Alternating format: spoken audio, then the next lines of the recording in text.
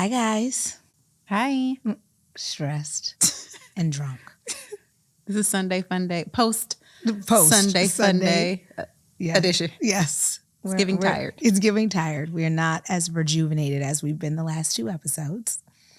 But we are so excited to be here with you guys. I definitely sound like I run a sex hotline with this voice. We love this for you. And so we're happy to have you guys here at Everybody's Crazy. And excited to listen to everyone call in today and get a little bit of crazy. I felt like last week was really crazy for me. Really?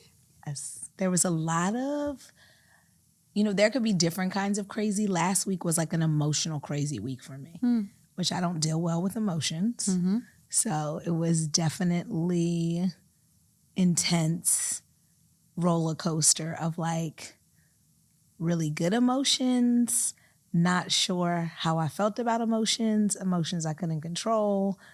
So it was interesting. So I feel like this week I'm hoping for a little bit more calm, coasting vibe, because last week almost took me out. That's why I got drunk yesterday. Okay, well, we're here now. Let's start the week off fresh. Let's get hammered. Get bugged up. I hope that for you. Yes, so that was good. But it's funny. I was thinking about going out to an event with all your friends and you're hanging. Could be club atmosphere, could be party, whatever. How do you feel about, well, you're married, so it's different. Mm-hmm. But for the people out there, I wonder, like, how do people feel about affection in the club? With your not person? Just random, or I mean, in general? In general. Like PDA? Yeah. I fuck with PDA.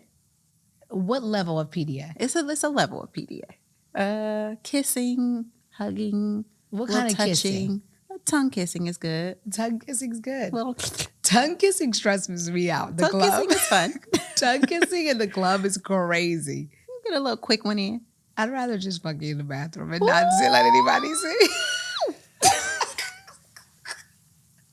Okay, I love this for you. I just feel like tongue kissing in the club is intense. My husband be in my skin, so I really don't have a choice. It's gay. You gonna get it how it comes. But I don't mind. It's fine. Maybe if I was married. Everybody's crazy. Yo, everybody's crazy.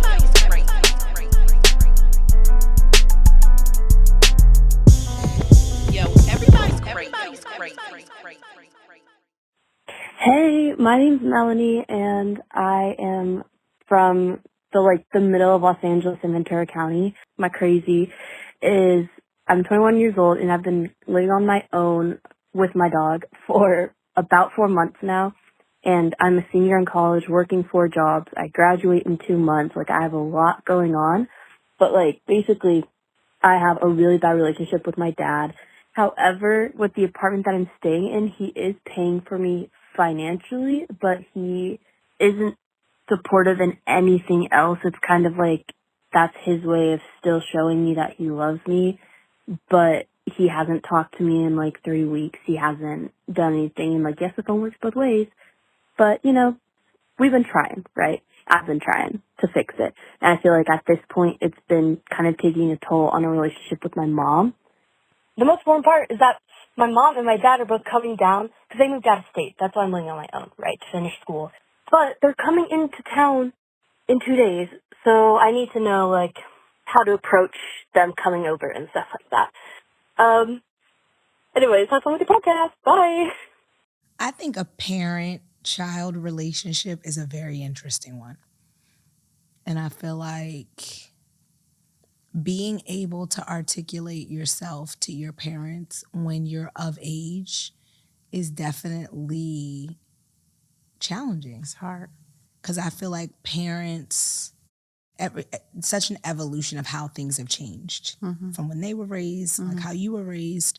And I feel like our generation and the generations to come after us are very articulate about their emotions, whereas the older generation is not. So, in some of the self-work I did, which was Hoffman. I don't know if you guys know what the Hoffman Institute is, but it's an amazing program that's like a 7-day program where you go immersive around like how you were raised, how does it instill who you are, what does that mean? And it kind of unpacks a lot of things about how you were brought up and what kind of human you are today and what kind of human you would have been if you would have had more choices as a child. And I just think in doing that exercise, I learned a lot about my own parents' trauma and like the things that they went through. And that's why they were showing up as they were, which gave me a lot of empathy for my parents more than I would have had I not done Hoffman. And I think a lot of people don't realize that a lot of hard conversations parents don't know how to have. Very true. I still never had the sex talk with my parents. And that's I feel like that's something that you like prepare yourself for as a parent. Like, ooh, I gotta have this conversation. But I never had that conversation. And I feel like that goes to what you said about just generationally. That's not something that they even talked about like that. We're not, that's like, Do you think if that. you would have had that conversation, you would have had Bronny? Probably. Badass. No, but luckily I had siblings that I was able to talk to about that, and I was completely open, and they were honest with me. So that's where I kind of learned a lot of things. But I think even now, like it's certain things that my parents just won't have a conversation about. My sex talk with my parents was more that sex is bad and God does not want you to have sex and you should be celibate. Which it gives a lot of shame to sex. And sex is supposed to be fun. Like, and I feel like it made me feel like it was like a sneaky, shameful thing. It was bad. So I feel like there's like different types of conversations, but I don't understand why people don't have the conversation of like, you have to make what choice is best for you with the person you think that that's best for, instead of unpacking like fear, which I think a lot of African-American parents do in parenting style. Like when your parents would say, the kitchen is closed.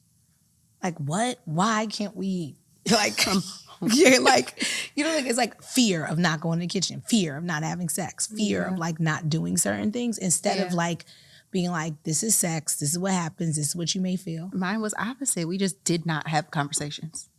We just wasn't talking about it. So all my education was from either my siblings or my friends or TV or whatever. Like we just wasn't talking about it.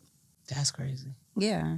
But I do think that, like you said, our parents did what they could do with the tools that they had.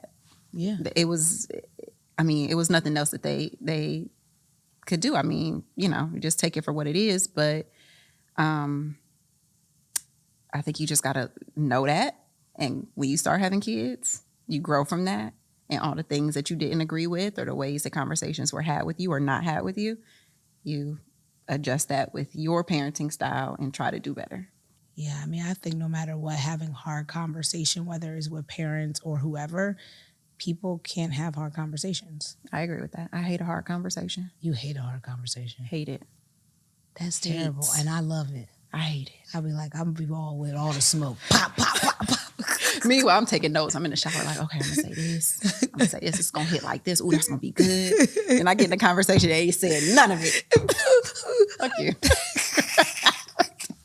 Meanwhile, like, I said what I said. And that's on that. Yeah, I definitely don't mind a hard conversation.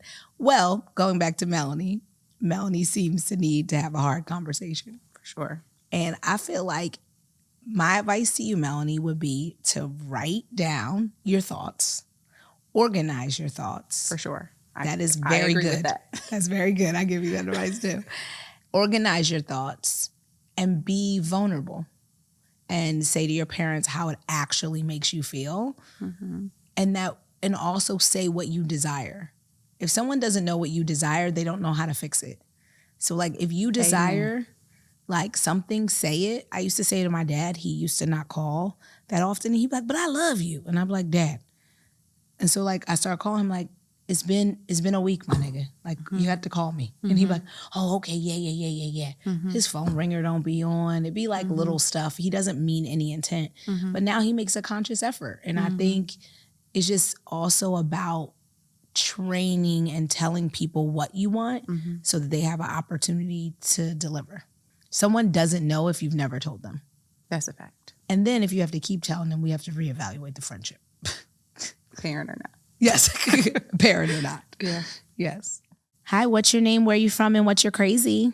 Hi, this is Tanya from Sydney, Australia. So lovely to be talking to you. Hi. Hi. All the way from Australia. Thanks for calling us. It's beautiful to be here. So my crazy, now I'm sorry to be embarrassing, but so when you say what's your crazy, do you mean like something that drives you crazy? It could be anything. Something that drives you crazy, something that happened to you that's crazy, something that is something that you are not okay with. We're okay with all of it because I think we believe everybody has a little bit of crazy. And it's like, what kind of crazy are you willing to deal with? Yes. Okay. Well, I'm a mum of 4, so definitely I have to say something to do with my kids.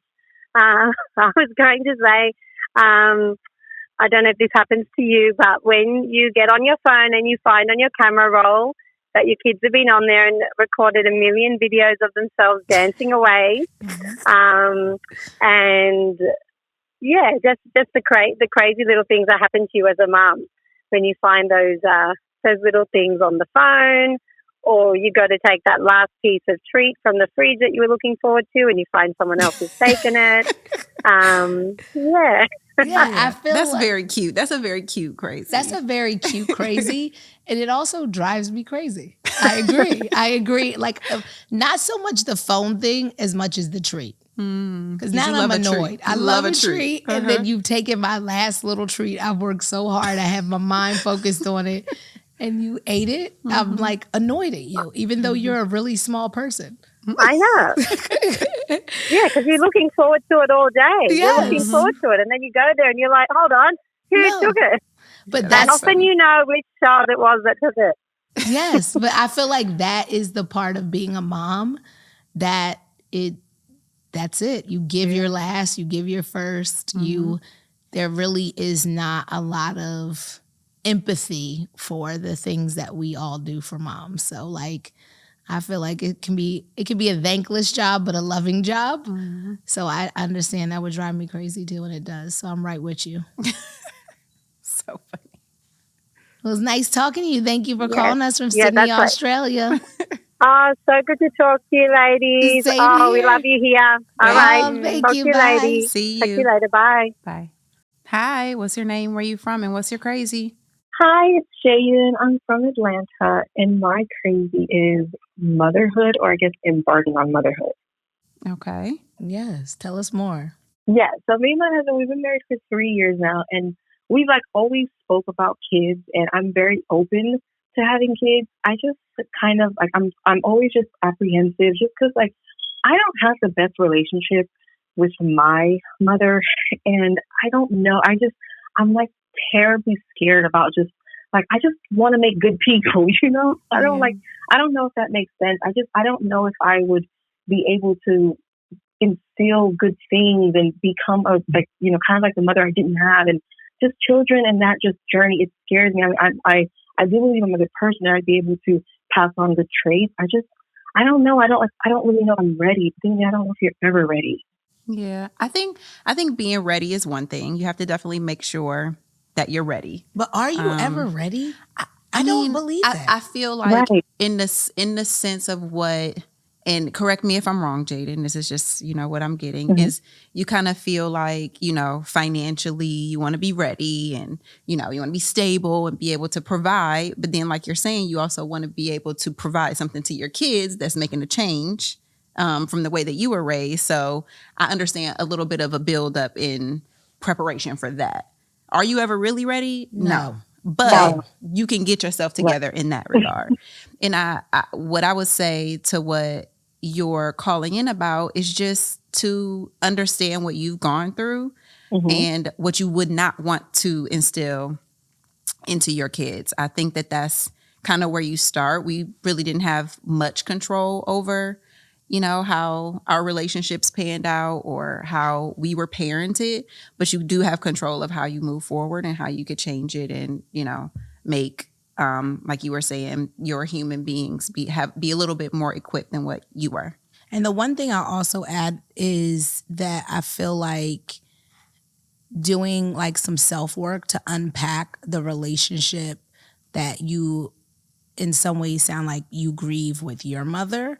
And if you can unpack that and work through that, I feel like you will be an even better mom. Like, you're going to be a queen. You'll kill it. Like, that's just the way it works. Is like, you always want more for yourself than more for your kids than what you had. So you're going to do that by any means necessary. And if you really love your person who's your husband and you guys are making a conscious effort to do a great job together, I feel like that is half the battle. And I think if you do a little work on the feelings around your mom, you then are that much more of a greater parent to the kids that you will have.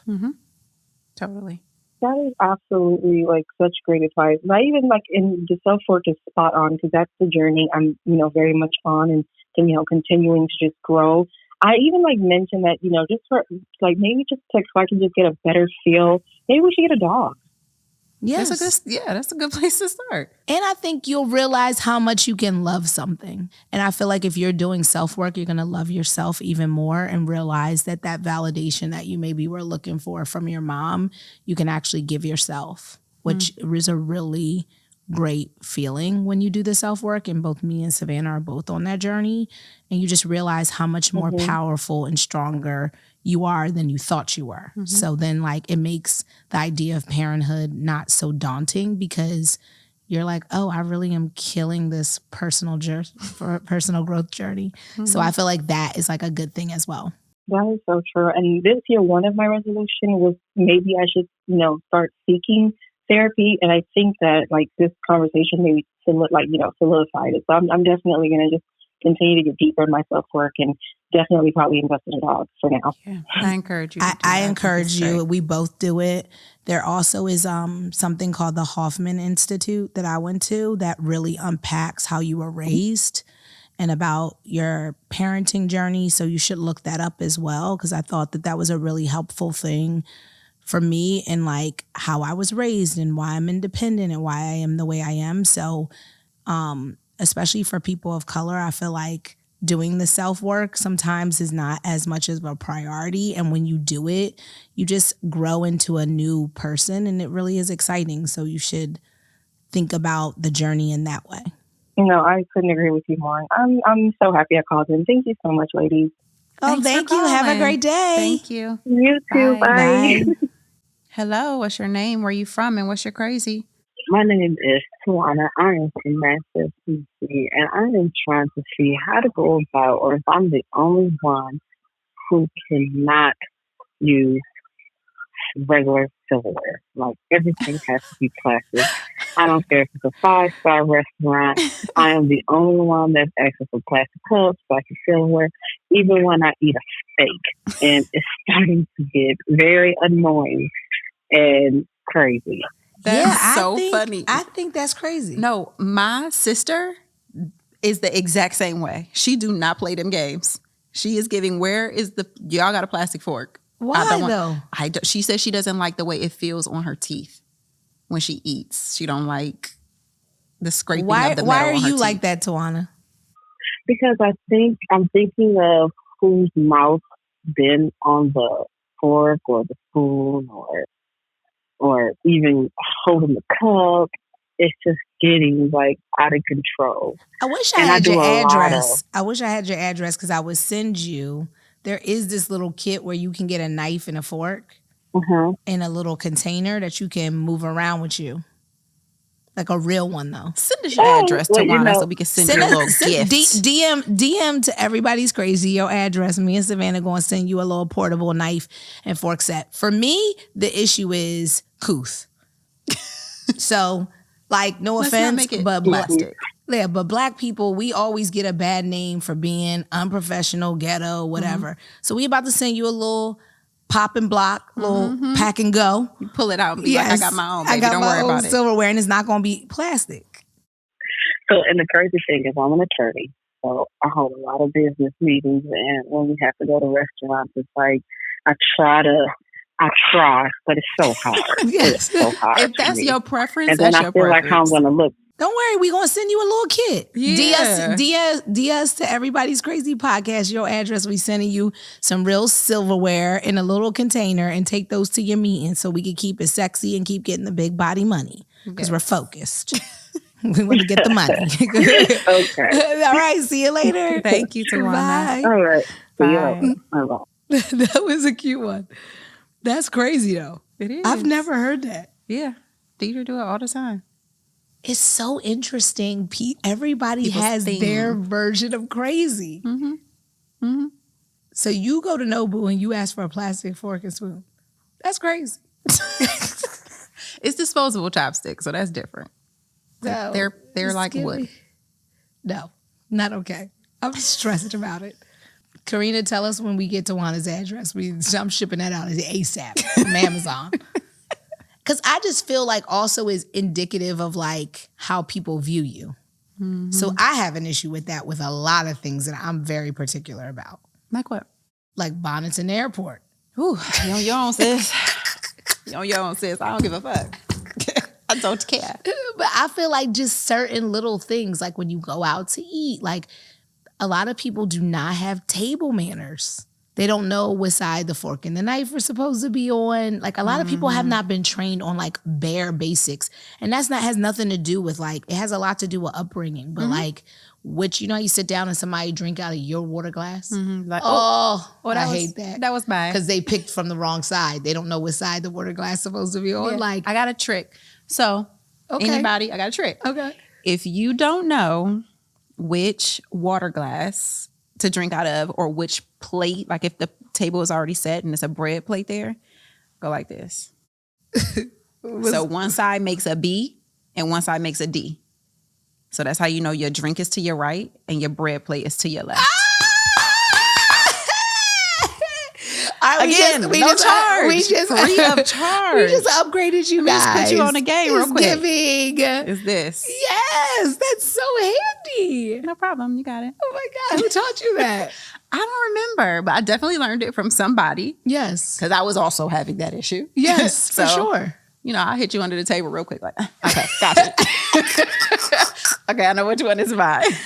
Oh my God, I love that. But now I know, so I don't have to do the B and the D anymore. So fancy. We need to run the bonnet combo back. Why people want to talk about the bonnet too? Because men wear bonnets. No, that's not okay.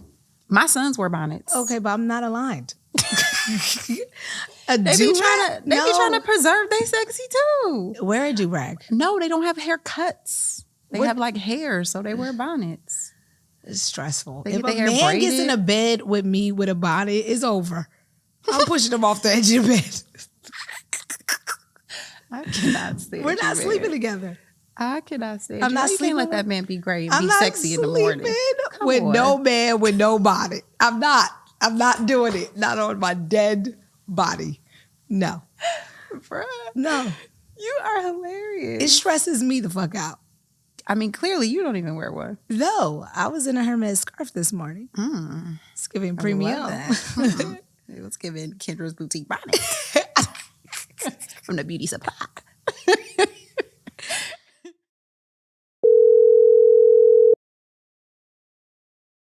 Hi, what's your name? Where you from? And what's your crazy?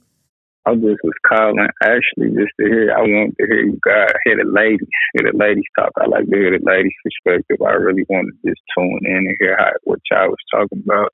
I don't feel like I'm too crazy. I would say super overprotective of my family and just what I believe in. Like I'm staying 10 toes down with that. Or protecting my family, I can be barbaric in a sense, but I don't We're really not feel going like to do that's that. crazy. We don't want you to be We barbaric. don't want you to be First of all, hold barbaric. on. What's your name? My name's D. Everybody call me D. Okay, D. We don't want you to be barbaric, but we totally understand 10 toes down, the loyalty to family. Love that. Yes, we do love that, but not barbaric. No. We need you. We need you around. Yeah. No, but honestly, this may seem crazy. I feel like I can change the world. I really feel like I can change the world. I don't think that is crazy. That may actually. seem crazy. I don't think that's crazy. I think you should think about yourself like that. Mm-hmm. I think I can. I don't actually want to change the world, but I feel very highly about myself. So I feel like if you feel like you have something to give to the world, I think that that's a good way of viewing yourself. I feel like you have to, especially as Black a men. person of color, you gotta be your biggest cheerleader. Yeah. Some people might say that's crazy. No, That's not crazy to us. not crazy. We're loving that. Yeah. We love that energy. I mean, I think if you I feel don't like believe, nobody else will. Like, I mean, I'll use even the example of like a LeBron, because I think for me, like, I don't go to a ton of basketball games, even though me and Savannah are close. But the other day I went to the game with Vanna and I was like, oh my God, it's crazy like how he clicks into another person like on the court. But sure. to me, that person is waking up every day and believing he's that person. Like he has to talk to himself before anybody else is talking to him and talking to, like, inspiring himself to be that person. So I feel like you have to be that person when you're thinking about yourself. For sure. Well, where are you from, D? Where are you from? Sound like down south. I'm from Kansas. Kansas. I'm from Kansas. Okay. We love I'm that. from Kansas. Yeah, you know what? Like, aside of that, I wanted to hear you ladies' perspective on something because I'm actually going through something. If I'm able to speak on it. Yes, go ahead. I've never been in love before until like the past 5 or 6 years.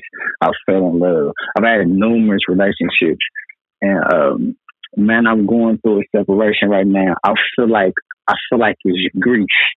Man, yeah, my lady, man, and I'm so like I'm over it because it took me 3 weeks. It took me 3 weeks to really just get past this pain, but I couldn't believe it. I felt like I was exempt from this type shit. I'm gonna be honest with you. I felt like I'm such a good guy, and I probably putting a 10 on myself, but I feel like I'm such a good guy. I'm like, man, my girl ain't gonna do me like that, and she did me like that. I couldn't believe it. I really couldn't believe it. Yeah, man, I've never felt this pain before. I've lost significant people in my life. I lost my sister in 2015. My mother passed to cancer in 3 years later in 2018 from she had hormonal cancer. My mother was one of the strongest women I ever encountered. Her when she had breast cancer first, and then it cracked her vertebrae in 3 different places. My mother signed a waiver from the hospital, left the hospital, and went back to work. Wow. That's how strong she was, and fought it for 9 years from that point until it finally just took its toll. I watched my nephew pass at 6 from a massive asthma attack. His lungs collapsed. I've lost so much, so I felt pain before, and my girl cheating on me, it feels like a loss because I know like I gotta let her go. I accepted her the first time I found out because I felt like I wasn't the best person in the relationship, Right? And I felt like I really was in love with her. I felt like she was deserving of a second chance, and she came clean with me. I really wanted to just let it go because I don't play like that. I do too much. I give my all. Like I love purely. So I gave her another chance, and man, she talking about she was going to a gallon pound. This was the day of the Super Bowl. I'll never forget it. The day of the Super Bowl. She down with another guy, the same guy that I had found out she was cheating with, and I really had to just let it go. What's so hard is because I gave her. I don't care about anything I done for her. I don't care about what I've given her because I was raised to you take care of your woman. You know what I'm saying? You know, everybody got this thing about 50-50 and all that. I feel like, man, it's like if I'm 80%, my girl got to be 20. She should be 20. If I'm 20, she be 80. If I'm 50, you be 50. It's like we got to pour in and accommodate each other. 50-50, that's in a perfect world. You know what I'm saying? Yeah, but I think also with the relationship, I think, you know, when you see things, you have to figure out how to unpack them. So, I mean, what I will say is this is April speaking, but I lost my husband 10 years ago. And I think grief is a very hard thing to go through. And you've just listed multiple deaths and also a heartbreak. I know that it does not seem very common, but I do think it's important to try to seek solace in like some sort of therapy to work through that. I think what you've been through is super traumatic. Mm-hmm. And I didn't realize what I had been through was very traumatic in my husband's death. And there's something called disassociation disorder, which is like, I had it because I'm listening to you talk, and I think you may have it too, is when you can talk about a story and you're telling it as if you weren't in it. So like you list like your sister's death, crazy traumatic, your mom's death, crazy traumatic, your nephew dying in your arm, crazy traumatic, like your girlfriend breakup, cheated twice, super traumatic. Like you're saying it as if it is like a matter of fact, when the reality of it is like, thank God you're still standing. That is like a crazy situations to go through. So one of the things that personally helped me was like obviously therapy and like talking to somebody to really realize that what has transpired in your life is not fair. And that's okay to say it's not fair. Like you don't have to just get over it. You can also be sad about it. It can be hurtful and it's going to take you time. Like, and the one thing I would advise for you is to be kind to yourself and give yourself a little bit of grace, because whatever you've been through and the little bit you've just said on the phone with me and Savannah in the last 5 minutes, like most people couldn't have went through one of those scenarios, let alone 5 of them. So you should be proud of yourself, but also investing in yourself to work through some of those emotions instead of just being like, oh, okay, well, that's what it is. And they died and that's sad. And like, it's okay to just be in it for a minute, because I feel like if you work through it, you become a better person. That's solid. I really believe that. We see you, D. We see you. We see you. Nah, that's solid. That's solid. That's super solid. I believe that though, because it actually took me some years to get out of the place I was in after losing my mom and my sister. Exactly. It wasn't easy. It took me about 3 years to get out of the space I was in. I was in a dark space for like 2-3 years. Yeah. And I had to just really wake up and look at myself every day in the mirror. I had to do a lot of self work. So everything you said was really just reinforcement. And I know, like, I do have a tight knit family. I really have a strong support system. So it's crazy. I called in and I just wanted to hear from somebody who was kind of unbiased, because like I didn't know, like, if I actually would have took my lady back, and I didn't want to speak about my situation to nobody who was like kind of near and dear in case she came back around and they judging her. You know what I'm saying? No, but you never let nobody can judge what you do. The decision you make. Don't let nobody judge you. Right. Like, I mean, trust your own gut and what's meant to be. But my recommendation is right now, you should focus on you, and whatever the future is going to hold is going to come and find you, because you say you built for big things. So we see you. We going to be watching you and tune in, and we appreciate you, D. I appreciate it, man. I appreciate y'all conversation, man. Y'all ladies stay blessed. I appreciate that. All right, you too. Talk soon. Of course. D said he was calling just to hear some ladies' voices. And then all of a sudden, it be turned into a help me hotline. Yeah, that's important. People really be struggling. People and don't have really nobody to be talk struggling, to. and everybody. And we don't got no skin in the game. Right. But also everybody has issues. Yeah.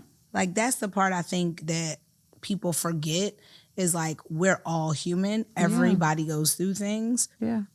It's funny when you do a little bit of work and you grow, and then I hear something like that, I'm like, damn, that was me. Because I used to talk about Norm's death like it was going to the mall.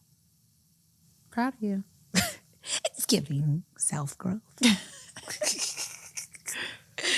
Hi, what's your name? Where are you calling from? And what's your crazy? Hi, this is Maya. Hi, where are you from? I'm Minnesota. And what are you calling us about that's crazy for you?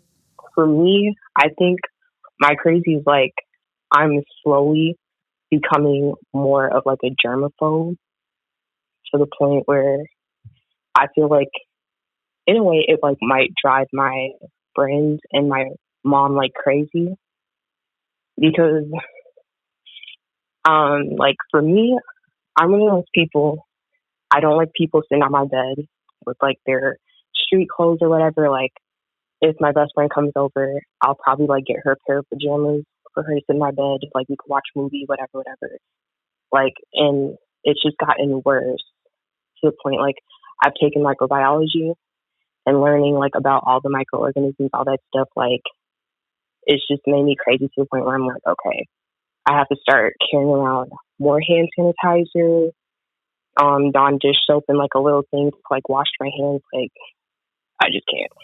So it's interesting because I'm a little OCD about tidiness, not like I'm clean, but like not crazy about cleanliness, but everything has to have a place and whatever. One thing I learned in therapy was that OCD and like GERMaphobe and that is actually can be not form, but a way of like being anxious and trying to control your environment. So it comes from like an anxious energy. And once I like learned to control it, and like I'd be the kind of person, I lost a pair of socks, I'd be ripping apart my house to find the socks because all my socks are color coded in my drawer, like perfectly. And I know where everything is. And I'll rip everything apart to find the one pair of socks that I couldn't find. And it really came down to like trying to control something. Like I felt like that was something I could control. So I just feel like with it's obviously something surface level, but it also could be potentially something deeper that you just have to like figure out what about it you're trying to control or that you don't like. Because like that trying to control germs is like uncontrollable. You can't control. Like it will actually make you crazy. So like how do you talk yourself off of, and some people lean heavily into it. I think especially since COVID, like people have leaned heavily into it, but that makes people go mentally like not unhinged.